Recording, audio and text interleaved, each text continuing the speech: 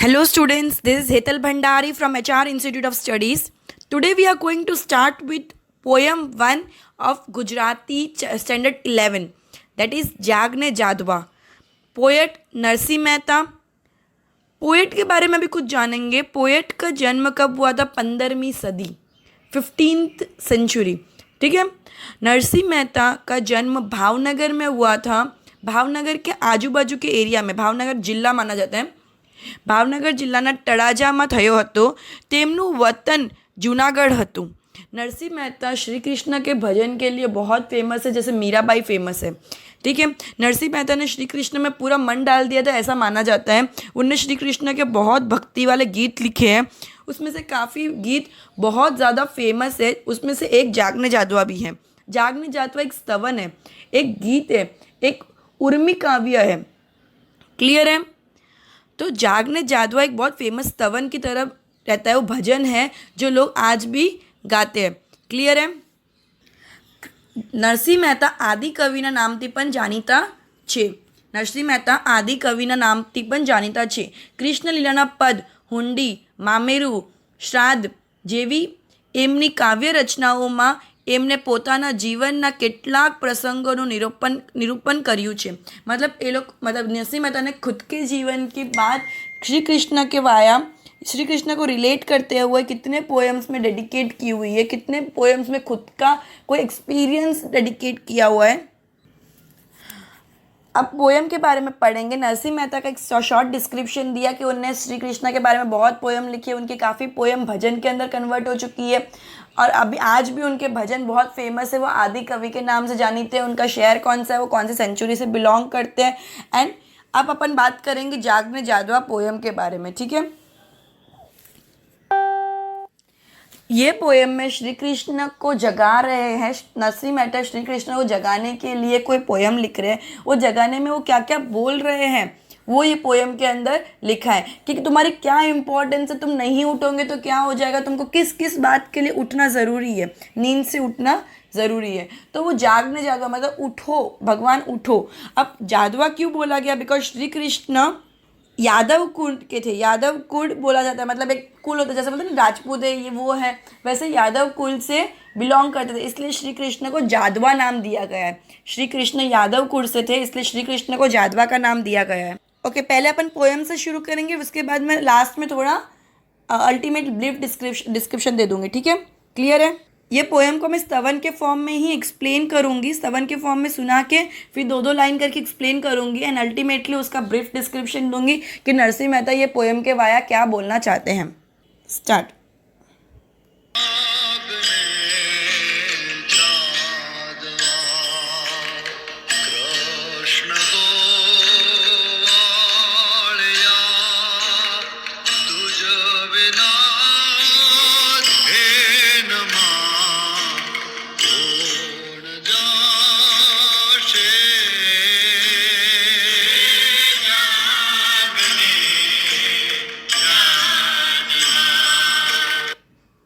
श्री कृष्ण को नरसिंह मेहता बोल रहे हैं कि जागने जादवा. जादवा श्री कृष्ण के लिए एक नाम यूज़ किया हुआ है कि तुम जागो. कृष्ण गोवाड़िया, कृष्ण भगवान गाय चराते थे, तो जो गाय चराते उसको गोवाड़िया बोलते. तो कृष्ण गोवाड़िया.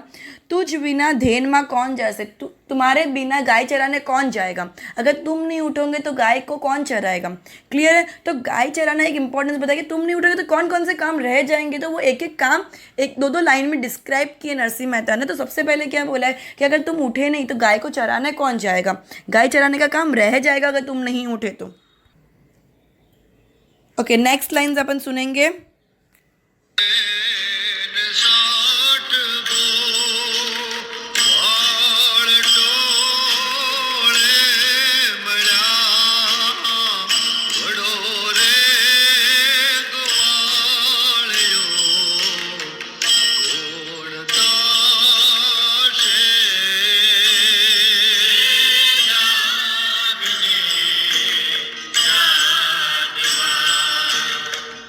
क्या बोल रहे हैं कि 360 गोवाड़ तोड़े मड़िया, मतलब 360 गोवाड़. गोवाड़ मतलब क्या होता है कि 360 जो गाय चराने वाले हैं ना, वो 360 मतलब हर थोड़ी थोड़ी गाय के साथ एक एक गोवाड़ घूमता है, पता है, मतलब जो गाय चराता है तो एक एक गोवाड़ हर थोड़ी थोड़ी गाय के साथ घूमता है।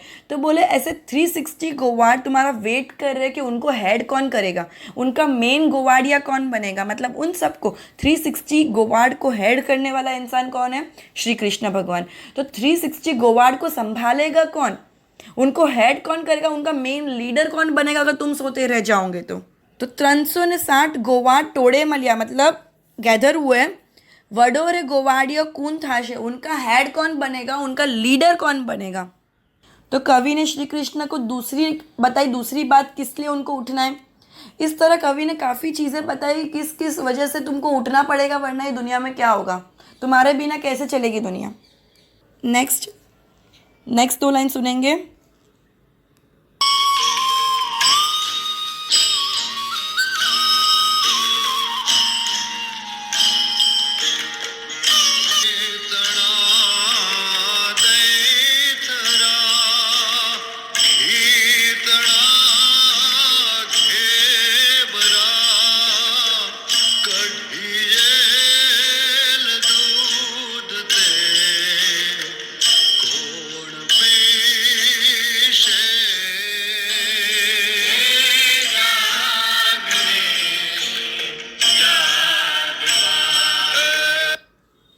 अभी क्या बोला, दही तना दही थरा घी तना घे भरा, कड़ियल दूध ते कौन कौन पीछे। मतलब क्या, वो दही से ना पूरी बनाई जाती है, वो दही की पूरी कौन खाएगा, घी के घेबरा घी से बने पकवान कौन खाएगा, कड़ियल दूध मतलब बहुत बार उकार उकार के, मतलब बहुत बार बॉईल करते हैं ना दूध को तो दूध मोटा हो जाता है, वैसा दूध कौन पिएगा। अगर तुम नहीं उठे तो ये सब कौन खाएगा पिएगा। श्री कृष्ण को बचपन से खाने का बहुत शौक था, तो हमेशा श्री कृष्ण को दूध की जो आइटम होते हैं, जैसे उकारेला दूध मतलब जो बहुत बॉइल्ड दूध होता है, बहुत जाड़ा दूध होता है, दही मक्खन घी, ये सब श्री कृष्ण के हमेशा फेवरेट माने जाते थे। ओके, अब नेक्स्ट लाइन सुनेंगे।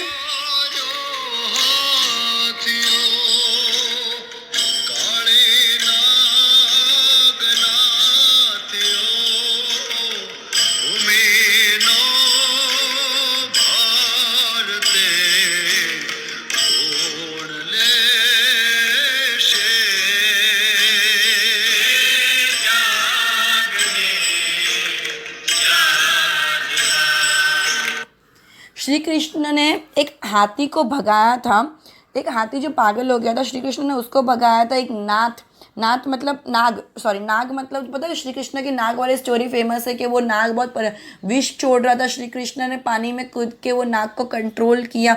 तो ये सब अगर श्री कृष्ण नहीं करते तो ये भूमि का जो भार है, इधर जो गलत चीज़ें हो रही है उसको कंट्रोल कौन करेगा। हरि तारियो हाथियो काड़ी नाग नाथियो भूमिनो भार ते कूण लेशे। मतलब अगर ये सब विघ्न अगर श्री कृष्ण ने नहीं टाले होते तो ये भूमि का भार कौन उठाएगा, ये भूमि से विघ्न कौन हटाएगा अगर तुम नहीं जागे तो। श्री कृष्ण को बता रहे कि भूमि पे बहुत पाप है, भूमि पे बहुत विघ्न है, ये विघ्न तुमने हटाया, अगर नहीं हटाते तो क्या होगा। तो उठो, हमारे लाइफ में विघ्न जो है वो विघ्न को हटाओ।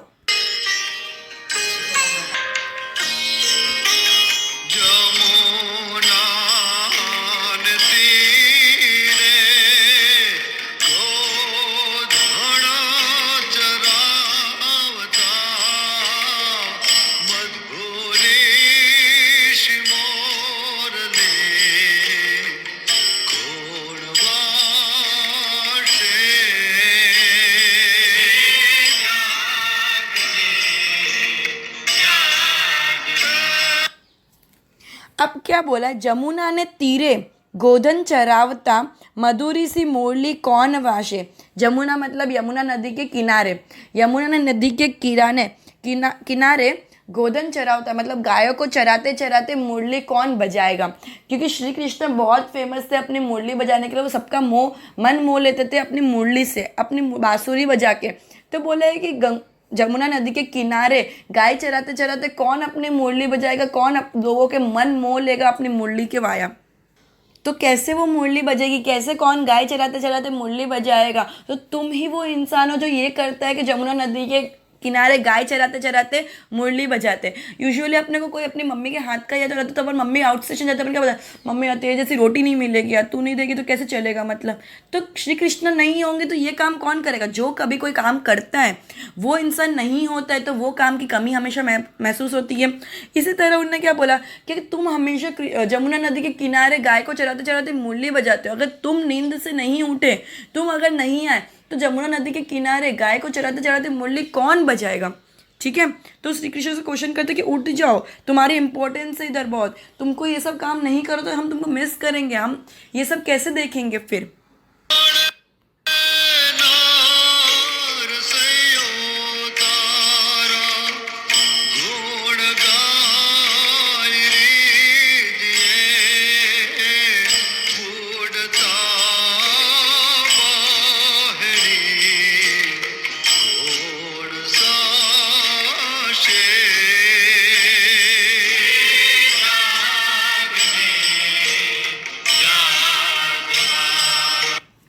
क्या बोला है, भने नरसैयो तारा गुण गाई रीजिए बुढ़ता बायड़ी कून साशे।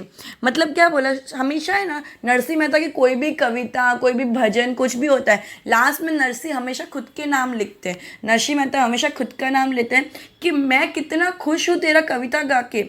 मैं भगवान को बोलता है कि श्री कृष्ण को बोलता है कि तेरी कविता गाते गाते मुझे कितनी खुशी मिलती है, तेरे गुण गाते गाते मुझे कितनी खुशी मिलती है। भने नरसैयो तारा गुण गाई रीजिए, मतलब नरसैया जब भी श्री कृष्ण के गुण गाता है, श्री कृष्ण के लिए भजन लिखता है, श्री कृष्ण के लिए भजन गाता है तो हमेशा खुश होता है। बुढ़ता बायड़ी कौन साशे, मतलब डूबते हुए इंसान को कौन डूबते से बचाएगा, कौन उसको बचाएगा। डूबता हुआ इंसान मतलब ऐसा नहीं कि नदी के अंदर डूब रहा है, मतलब गलत काम कर रहा है, गलत चीज़ में फंस रहा है, उसको प्रॉब्लम से कौन बचाएगा। समझ। बुढ़ता बायड़ी मतलब डूबते हुए इंसान का हाथ कौन पकड़ेगा, गलत काम करने से इंसान को कौन बचाएगा। तो तू अगर सोते ही रह जाएगा तो ये सब कौन करेगा। ठीक है, तो नरसिंह मेहता ने ये जागने जादुआ में श्री कृष्ण को पूरा डेडिकेट किया कि भगवान तुम जाग जाओ बिकॉज हमको तुम्हारी ज़रूरत है। जागने जादवा कृष्ण गोवाड़िया तुझ बिना धेन मा कौन जाशे, त्रण से ने 60 गोवाड़ टोड़े मड़िया वडोरे गोवाड़िया कौन थाशे। दही तना दही थरा घी तना घेबरा कड़ियल दूध ते कून पीशे, हरि तारो हाथियो कड़िया काड़ी नाग नाथियो भूमिनो भारते कौन लेशे। जमुना ने तीरे गौधन चरावता मधुरीशी मोरली कून वाशे, भने नरसैयो तारा गुण गाई रीजिए बुढ़ता बायड़ी कून sachet. Okay, goodbye everyone, we'll end this lecture by this poem and we'll continue with the next chapter in the next lecture. Goodbye everyone.